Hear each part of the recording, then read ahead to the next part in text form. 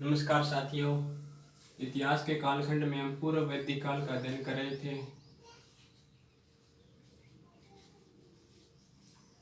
पूर्व वैदिक काल की भौगोलिक और राजनीतिक स्थिति का हमने अध्ययन कर लिया था। आज हम इसकी सामाजिक स्थिति का अध्ययन करेंगे।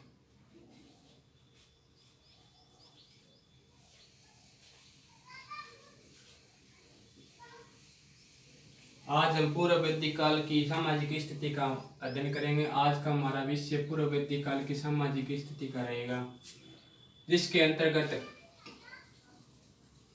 हम निम्न बातों का अध्ययन करेंगे।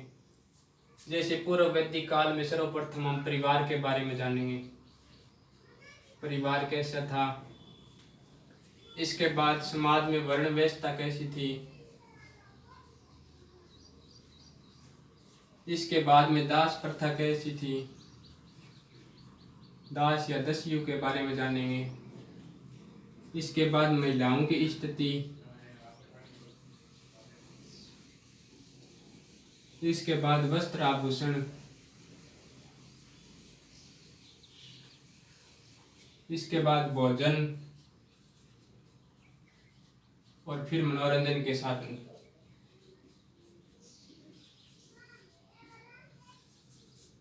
पूर्व वैदिक काल की सामाजिक स्थिति के अंतर्गत हम निम्न बातों का अध्ययन करेंगे, जैसे परिवार, वर्ण व्यवस्था, दास दासियों, महिलाओं की कंडीशन, वस्त्र आभूषण, भोजन, मनोरंजन के साधन। तो सर्वप्रथम हम ये जानेंगे कि पूर्व वैदिक काल में सामाजिक स्थिति में परिवार का कैसा स्थान था, परिवार है वो किस तरह का था। तो पूर्व वैदिक काल से हमें पता चलता है कि परिवार वो पितृसत्तात्मक परिवार था। पितृसत्तात्मक परिवार, पितृसत्तात्मक संयुक्त परिवार।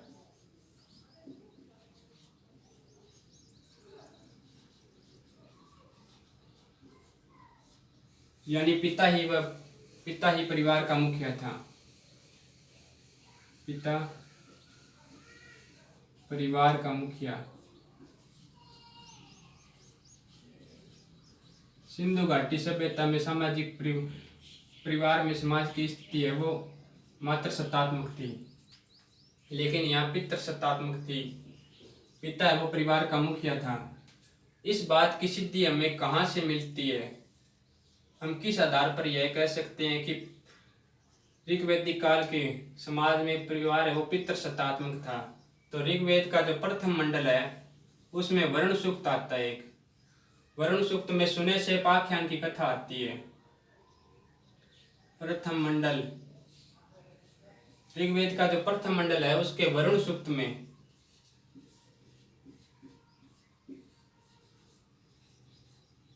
सुने से पाख्यान की कथा आती है। सुने से आख्यान। ये ब्राह्मण के पुत्र थे और इसके पिता ने इन्हें 100 गायों के बदले बेच दिया था।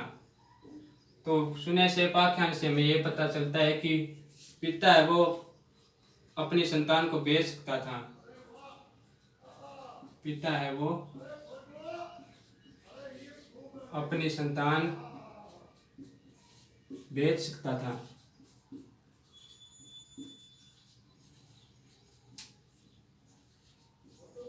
सुने से पाख्यान के साथ हरिश्चंद्र की कथा भी जुड़ी है। आगे हम इसका स्पष्ट उल्लेख करेंगे बाद में। एक रजासव आख्यान आता है ऋग्वेद के अंदर, रजासव आख्यान। रजासव को इसके पिता ने अंधा बना दिया था। पिता ने अंधा बना दिया था।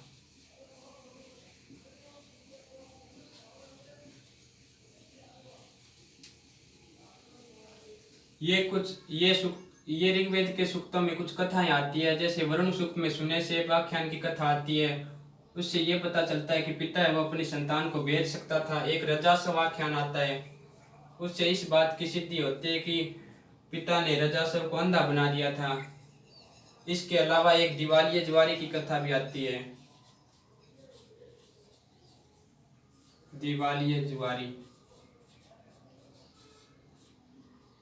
ये कथा भी ये सिद्ध करती है कि परिवार का जो मुखिया वो पिता होता था, यानी पितृसत्तात्मक परिवार था।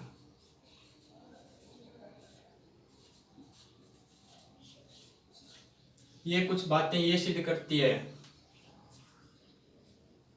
जो कि पिता है वो परिवार का मुखिया था, जिनमें से सुने से पाख्यान, रजासवाख्यान से हमें ये पता चलता है कि पिता ने रजासव को अंधा बना दिया था। दिवालिया जुआरी की कथा भी आती है जो यही सिद्ध करती है कि पितृसत्तात्मक परिवार था समाज में। आगे हमारा टॉपिक है वो वर्ण व्यवस्था का रहेगा।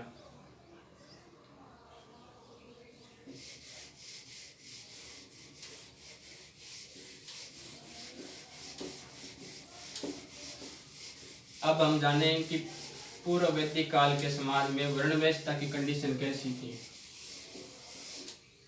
वर्ण व्यवस्था जो है वो मुख्य रूप से 3 चरणों में चलती है। वर्ण शब्द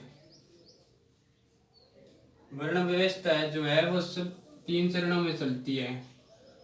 एक तो वर्ण शब्द का अर्थ है वो रंग के रूप में लिया जाता है, तो ये रंग मूलक हो जाती है। एक वर्ण शब्द का अर्थ है वो कर्म के रूप में लिया जाता है, तो ये कर्म मूलक हो जाती है। एक इसका अर्थ है वो जन्म के रूप में लिया जाता है, तो ये जन्म मूलक हो जाती है। मुख्य रूप से वर्ण व्यवस्था जो है वो 3 चरणों में चलती है, रंग मूलक, कर्म मूलक और जन्म मूलक। रंग मूलक के अंतर्गत ऋग्वेद में ऐसे व्याख्या आती है कि ऋषि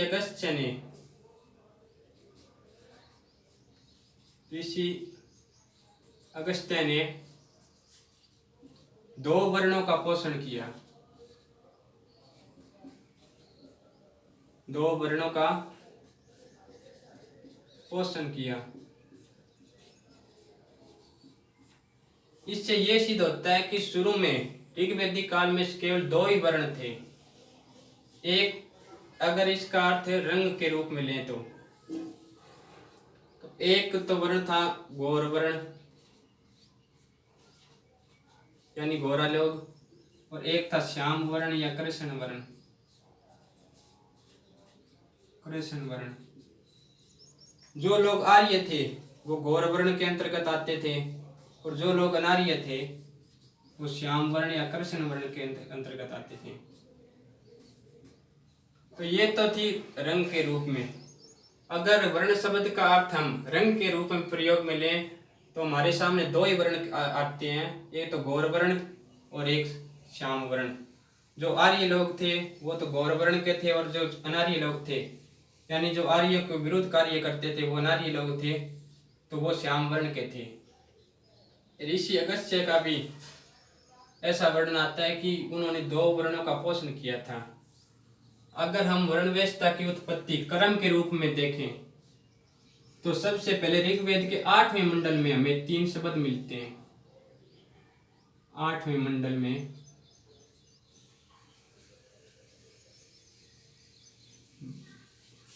ब्रह्म, क्षत्र और विष। ऋग्वेद के 8वें मंडल में सबसे पहले 3 ही वर्ण मिलते हैं, ब्राह्मण, क्षत्रिय और वैश्य, 3 वर्ण। ऋग्वेद के 10वें मंडल के पुरुष सूक्त में 10वें मंडल का जो पुरुष सूक्त है, पुरुष सूक्त, उसमें सबसे पहले 4 वर्णों की उत्पत्ति दिखाई देती है, जिसके अंतर्गत ब्राह्मण, क्षत्रिय, वैश्य और शूद्र।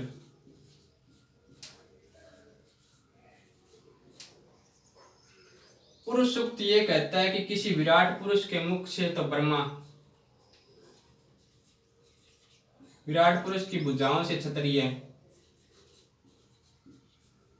और विराट पुरुष के उदर यानी पेट से वैश्य का जन्म हुआ, और पैर या जंघाओं से शूद्र का निर्माण हुआ। ऐसा ऋग्वेद का 10वां मंडल बताता है पुरुष सूक्त के अंतर्गत कि किसी विराट पुरुष के मुख से, विराट पुरुष या ब्रह्मा के मुख से, विराट पुरुष।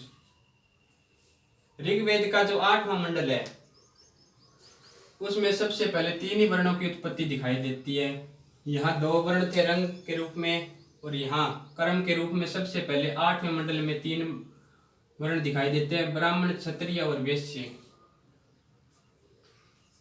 ऋग्वेद का जो 10वां मंडल है उसके पूर्व सूक्त में सबसे पहले 4 वर्णों की उत्पत्ति दिखाई देती है, जो कि किसी विराट पुरुष के मुख से, जो कि विराट पुरुष के शरीर से उत्पत्ति दिखाई देती है। उसमें ब्रह्मा के मुख से तो ब्राह्मण, और भुजाओं से क्षत्रिय, उदर से वैश्य और पैर से शूद्र का निर्माण हुआ। अगर हम कर्म के रूप में ये देखें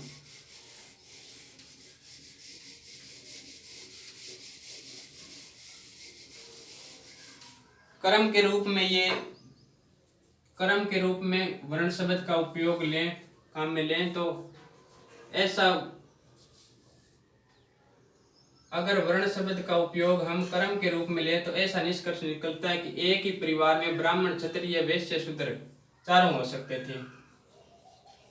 एक ही परिवार में ब्राह्मण, क्षत्रिय, वैश्य, शूद्र हो सकते थे। अगर हम वर्णव्यवस्था को कर्म के आधार पर देखें तो ऐसा निष्कर्ष निकल के सामने आता है कि एक ही परिवार में ब्राह्मण, क्षत्रिय, वैश्य और शूद्र एक ही परिवार के सदस्य हो सकते थे। एक कवि अंगिरस कहते हैं, एक सूक्त में कवि अंगिरस का उल्लेख आता है, उसमें कवि अंगिरस ये कहते हैं कि मैं कवि हूँ,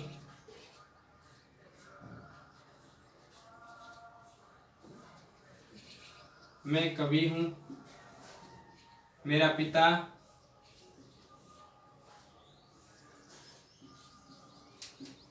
डॉक्टर है या वैद्य है, भिषज, वैद्य के लिए भिषज शब्द प्रयुक्त हुआ है। मैं कवि हूँ, मेरा पिता है वो भिषज है और मेरी माता है वो आटा पीसने वाली है।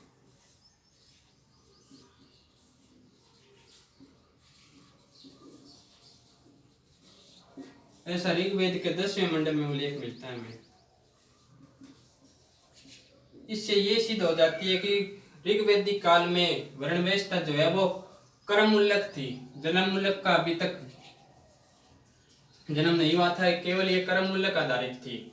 इसी में कवि अंगिरस का एक वाक्य है जिसमें कवि अंगिरस ये कहते हैं कि मैं कवि हूँ, मेरा पिता है वो भिषज यानी वैद्य है, मेरी माता है वो आटा पीसने वाली है।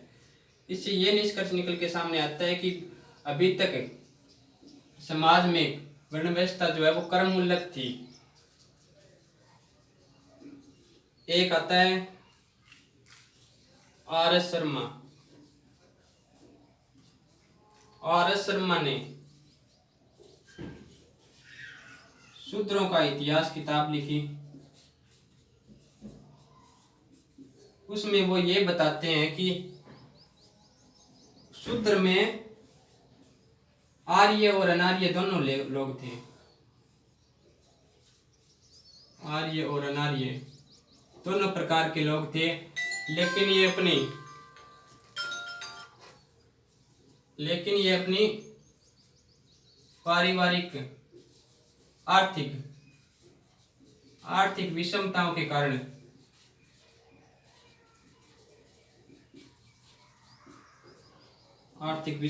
कारण श्रम करने लगे, यानी श्रमिक बन गए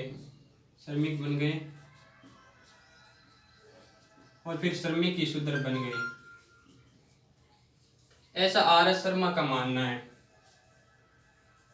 आर.एस. शर्मा ने शूद्रों के इतिहास बुक में ये कहा है कि शूद्र है वो शूद्रों की श्रेणी में आर्य व अनार्य दोनों लोग थे। आर्थिक विषमताओं के कारण ये श्रमिक बन गए और श्रमिक से फिर शूद्र बन गए, यानी शूद्र का जन्म हुआ यहाँ से।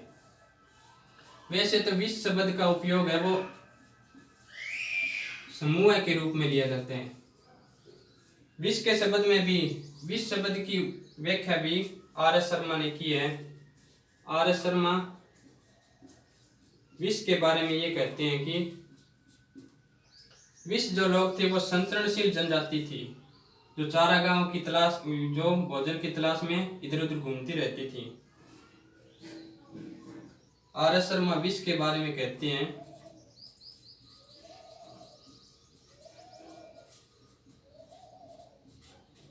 कि विष संचरणशील जनजाति थी, संचरणशील या भ्रमणशील जनजाति थी। ये तो थी क्रम मूल्यक आधारित वर्ण व्यवस्था, जिसमें एक ही परिवार में ब्राह्मण, क्षत्रिय, वैश्य और शूद्र हो सकते हैं। एक सूक्त में कवि अंग्रेज कहते हैं, मैं कवि हूँ, मेरा पिता है वो वैद्य है और मेरी माता वो आटा पीसने वाली है। यानी एक ही परिवार में अलग अलग क्रम के लोग रह सकते हैं। अभी तक ऐसा नहीं हुआ था कि ब्राह्मण का बेटा ब्राह्मण बनेगा और क्षत्रिय का बेटा वो क्षत्रिय ही बनेगा। लेकिन यहाँ पर आर एस शर्मा ये कहते हैं कि शूद्र में आर्य व अनार्य दोनों लोग थे, जो अपनी आर्थिक विषमताओं के कारण श्रमिक बन गए और श्रमिक से फिर शूद्र का जन्म हुआ। वैसे विष शब्द का उपयोग है वो समूह के रूप में लिया जाता है। लेकिन आर एस शर्मा ये कहते हैं कि विष है वो संचरणशील जनजाति थी, जो भोजन की तलाश में इधर उधर घूमने लगी थी। आगे आता है दास और दस्यु का वर्णन। जन्म मूलक जो वर्ण व्यवस्था है वो हम उत्तर वैदिक काल के अंतर्गत पढ़ेंगे।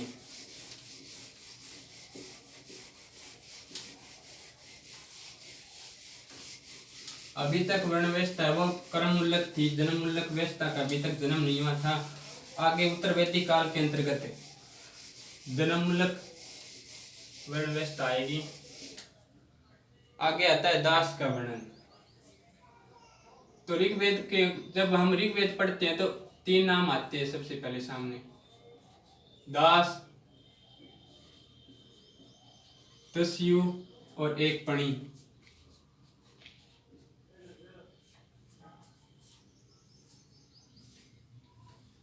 ऋग्वेदिक काल में दास प्रथा प्रचलित थी,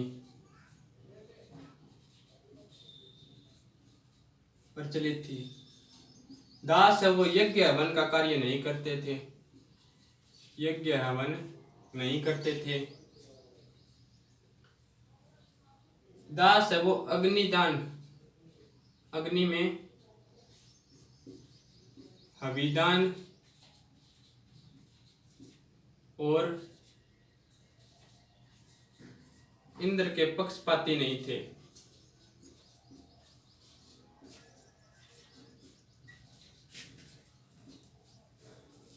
इंद्र के पक्षपाती नहीं थे। दास प्रथा प्रचलित थी, यज्ञ हवन का कार्य दास है वो नहीं करते थे। अग्नि में अभिदान भी आदि दास लोग अब नहीं करते थे। इंद्र के पक्षपाती न थे ये दास लोग। दस्यु जो है उनके लिए ऐसा वर्णन मिलता है कि दस्यु के लिए अलग अलग शब्द मिलते हैं। ये भी आर्यों के विरोधी थे, दास है वो आर्यों के विरोधी। लेकिन ये दासों की तुलना में ज्यादा विरोधी थे आर्यों के, दासों की तुलना में ज्यादा विरोधी।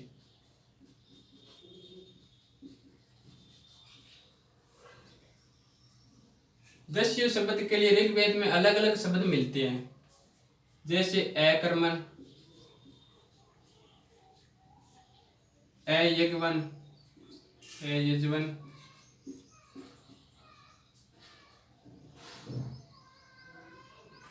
अकर्मण, अयजवन, अवेद्यु, अब्राह्मण, अव्रत, अनास और मृगवाच।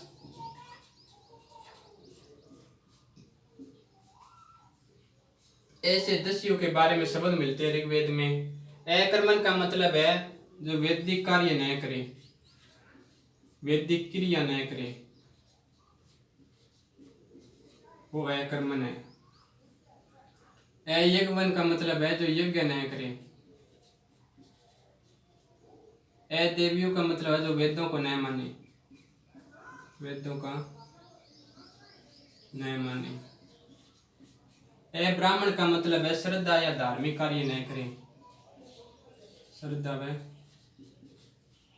धार्मिक से रहित। अव्रत का मतलब है जो व्रत ना करे। अनास का मतलब है चपटी नाक वाला, जो कि दस्यु लोग थे, चपटी नाक वाले। मृगवाज का मतलब है गलत बोलने वाला।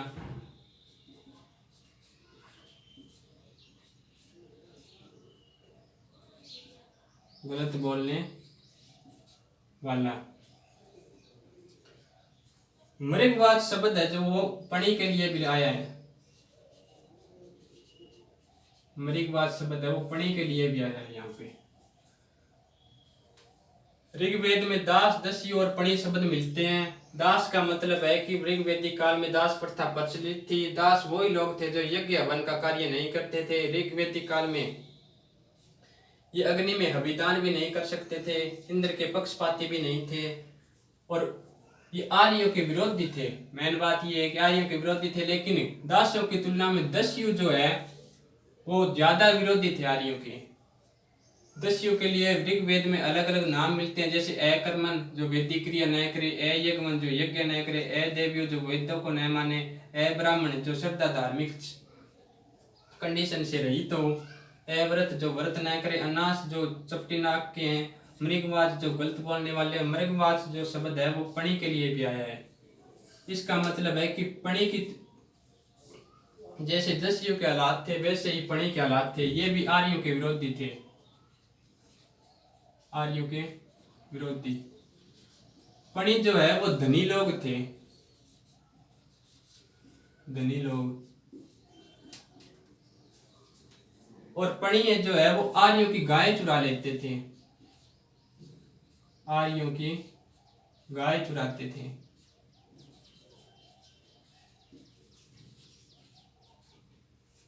लेकिन ये दस्यु की तुलना में कम थे, कम विरोधी थे आर्यों के। सबसे ज्यादा जो आर्यों के विरोधी है वो दस्यु लोग ही थे, जितने की पणी न थे। पणी शब्द है वो धनी शब्द, धनी लोग थे, आर्यों की गाय चुरा लेते थे, ये इनका कार्य था। और मृगवाद शब्द है वो पणी के लिए आया है। तो ये कुछ दास दस्यु के बारे में है। आगे हम महिलाओं की कंडीशन के बारे में जानेंगे। महिलाएं, पूर्व वैदिक काल में महिलाओं की कंडीशन है वो कैसी थी? ऋग्वेदिक काल है वो सामाजिक कुरीतियों से रहित था। दास दस्यु। आगे हम जानेंगे महिलाओं की कंडीशन। तो सबसे पहले लिखेंगे कि ऋग्वेदिक काल में महिलाओं के लिए बाल विवाह नहीं होते थे। सबसे पहली विशेषता ये है। ऋग्वेदिक काल में पत्नी के लिए एक शब्द मिलता है जयेदशतम, जयेदशतम, जिसका मतलब है कि पत्नी ही घर है, पत्नी ही घर है। ऋग्वेद के जायदशतम शतम शब्द से ये सिद्धि होती है कि पत्नी ही घर है। इसका मतलब है कि समाज में महिलाओं की कंडीशन है वो सुडौल थी। महिलाएं यज्ञ हवन में भाग लेती थी, महिलाएं जो है वो यज्ञ हवन में भाग लेती थी, यज्ञ हवन में भाग लेती थी।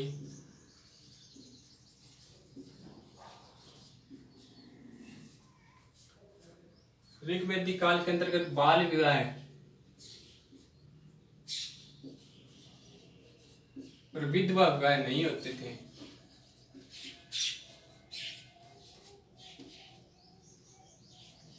बाल विवाह और विधवा विवाह नहीं होते थे।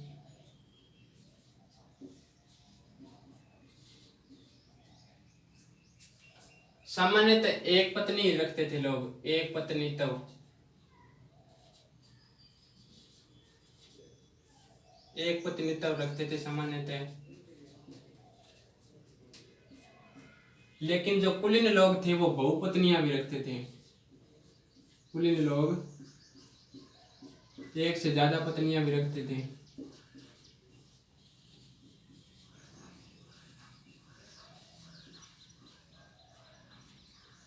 सामान्यतः तो एक पत्नी तब की कंडीशन है वो लागू थी, लेकिन कुलीन लोग है वो एक से ज्यादा पत्नियां भी रखते थे, मतलब एक से ज्यादा विवाह भी करते थे।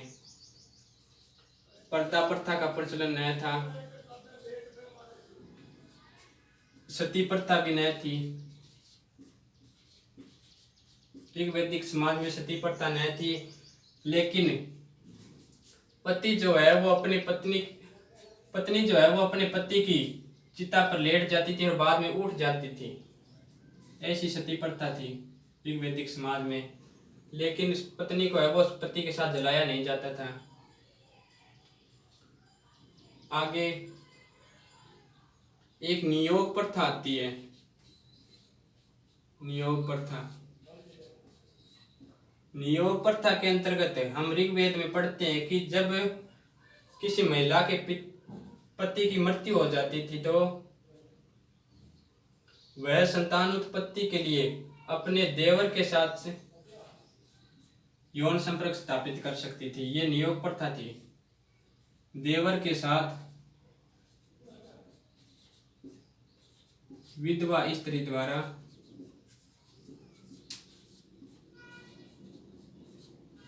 यौन संबंध स्थापित कर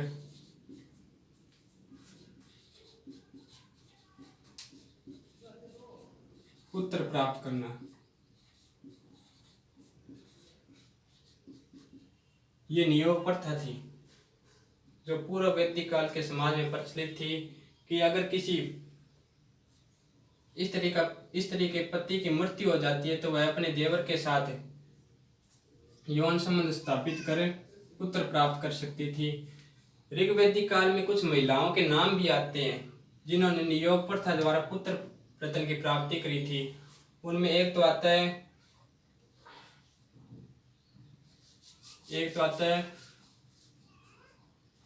पुरुधर्ती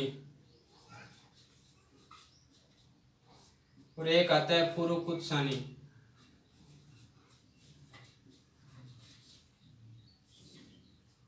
पुरुधर्ती और पुरुकुत्सानी नामक महिलाओं ने नियोग प्रथा द्वारा पुत्र रत्न की प्राप्ति की थी, ऐसा ऋग्वेद में वर्णन आता है। आगे कुछ अन्य विशेषताएं भी आती है, जैसे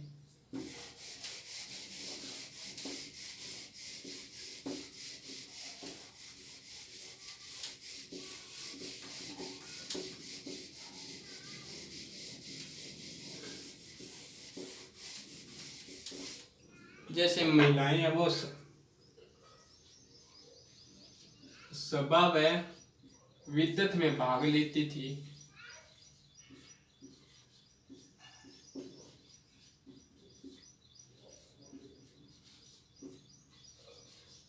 लेकिन महिलाओं को संपत्ति का अधिकार नहीं था। संपत्ति अधिकार से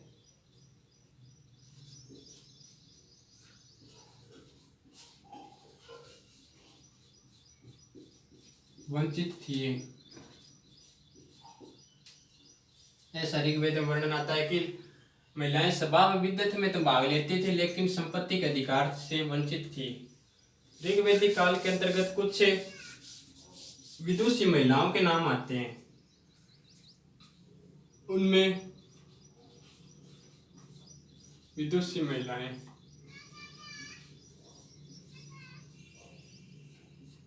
उनमें सबसे पहले नाम आता है अपाला, घोषा, लोपामुद्रा, विस्पला, विश्वरा, विश्वारा, इंद्राणी,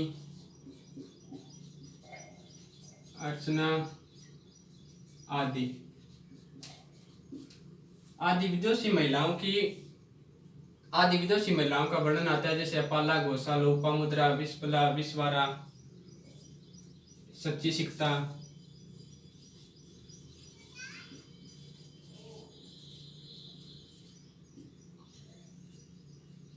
जैसे पोलोमी सच्ची,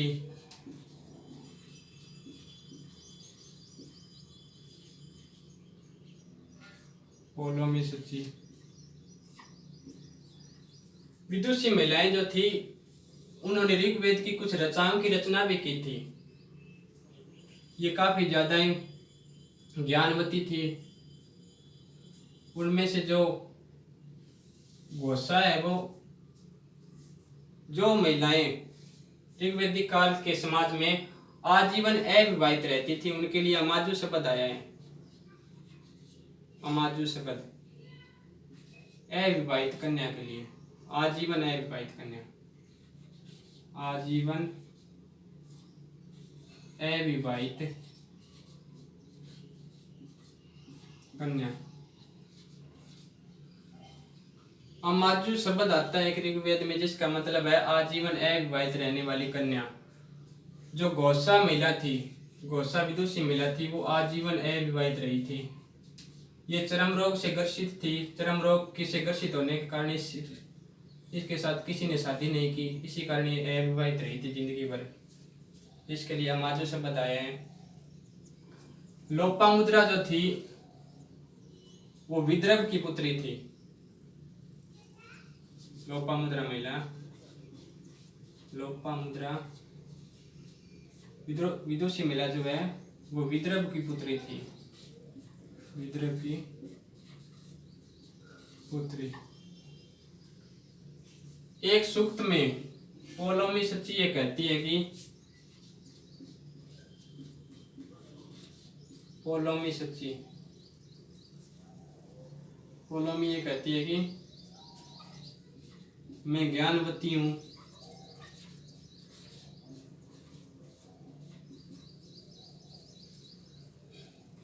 शत्रु का नाश करने वाली हूं, शत्रु विनाशक हूं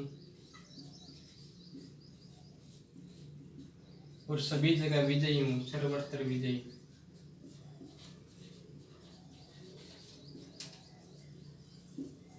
ये कुछ महिलाओं के शब्द है। जैसे आजीवन अविवाहित रहने वाली महिला है वो घोषा थी। लोपा